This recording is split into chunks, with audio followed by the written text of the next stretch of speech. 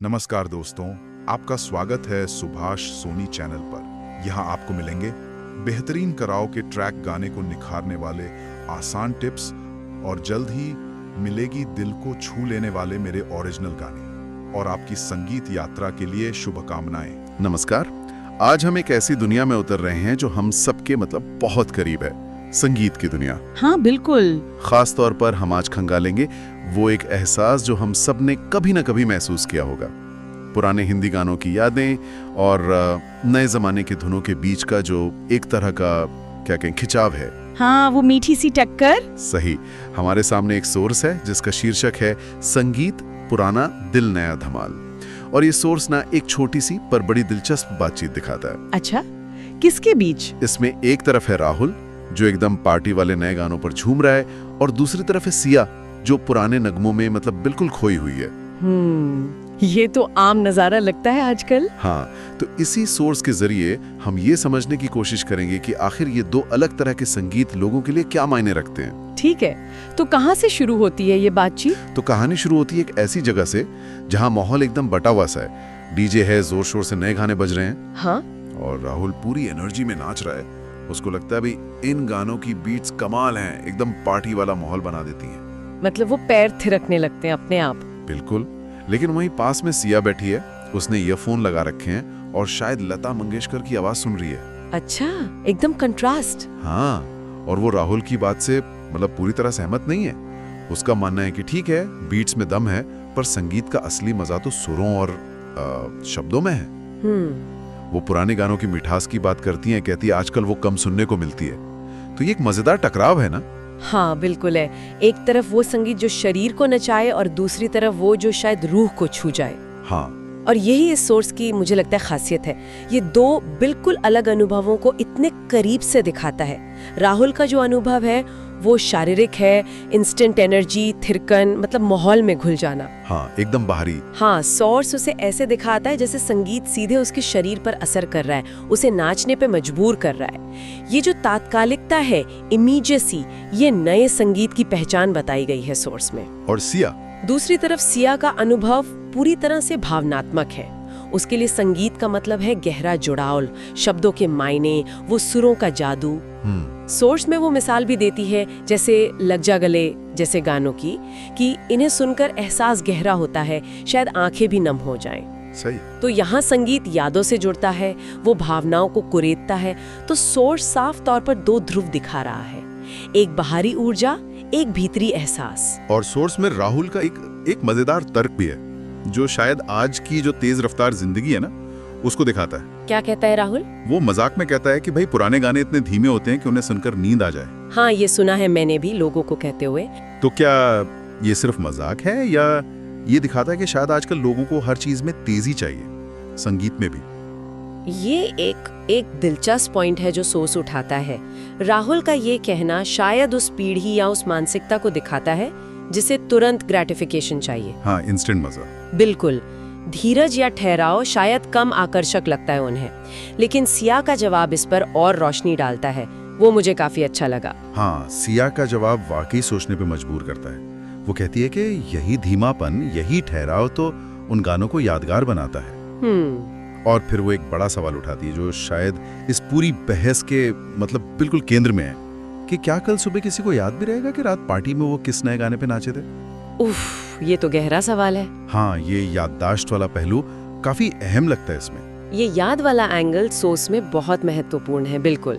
सिया का तर्क है कि पुराने गाने सिर्फ मनोरंजन नहीं है, वो वक्त के साथ हमारी जिंदगी का, हमारी यादों का हिस्सा बन जाते हैं। सही। और सोर्स इस बात को सिर्फ सिया के जरिए ही नहीं कहता, बल्कि राहुल की जो प्रतिक्रिया है उससे इसे और वजन मिलता है। अच्छा, राहुल क्या कहता है इस पर? राहुल खुद मानता है कि हाँ, ये बात तो है।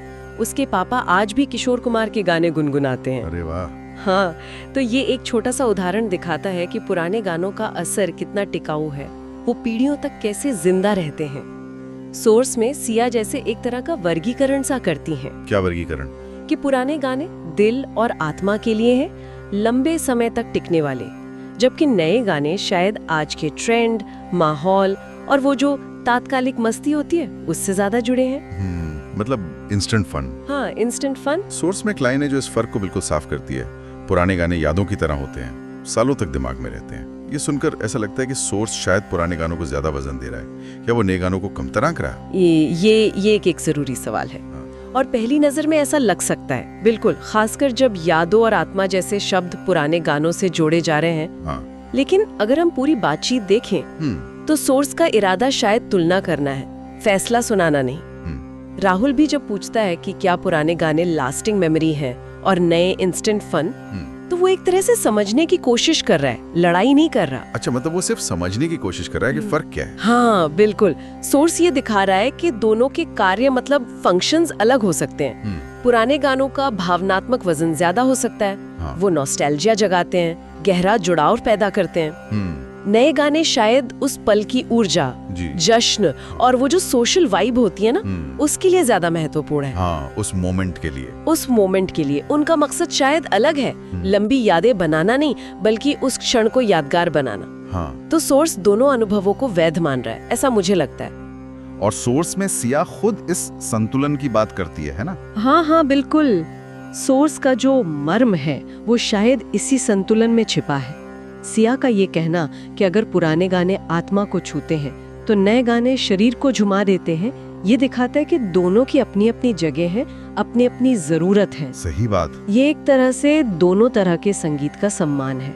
सोर्स ये सुझाव दे रहा है कि जिंदगी में दोनों के लिए जगह है और शायद दोनों ही जरूरी हैं। और फिर वो दोनों जिस समाधान पर पहुंचते हैं वो तो काफी मजेदार है। हाँ। क्या समाधान निकालते हैं? वो परफेक्ट बैलेंस बनाने का आइडिया कि दिन की शुरुआत पुराने सुकून देने वाले गानों से करो, शांति से। हाँ, और शाम की पार्टी या ड्राइव के लिए नए जोशीले गाने रखो। दिल भी खुश और पैर भी, ये लाइन तो जैसे पूरी चर्चा का निचोड़ है। अरे वाह, ये तो बढ़िया है, दिल भी खुश और पैर भी। हाँ, सही कहा। ये समाधान दिखाता है कि ये कोई या तो ये या वो, मतलब आइदर और वाली स्थिति नहीं है। सही। और सोर्स का अंत भी, जैसा आपने बताया, इसी मिलाप को दिखाता है, जब राहुल और सिया दोनों एक पुराने गाने के नए रीमिक्स पर साथ में एंजॉय करते हैं। हाँ बिल्कुल।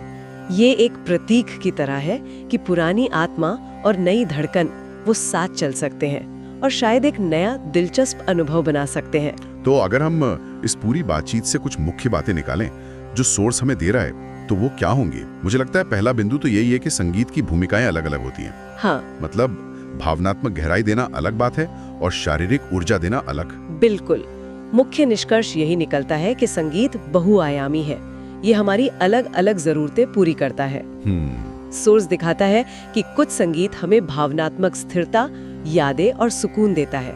ये वो संगीत है जो वक्त के साथ ठहरता है, जैसा सिया महसूस करती है। सही। और कुछ संगीत हमें तात्कालिक जोश, खुशी और माहौल देता है।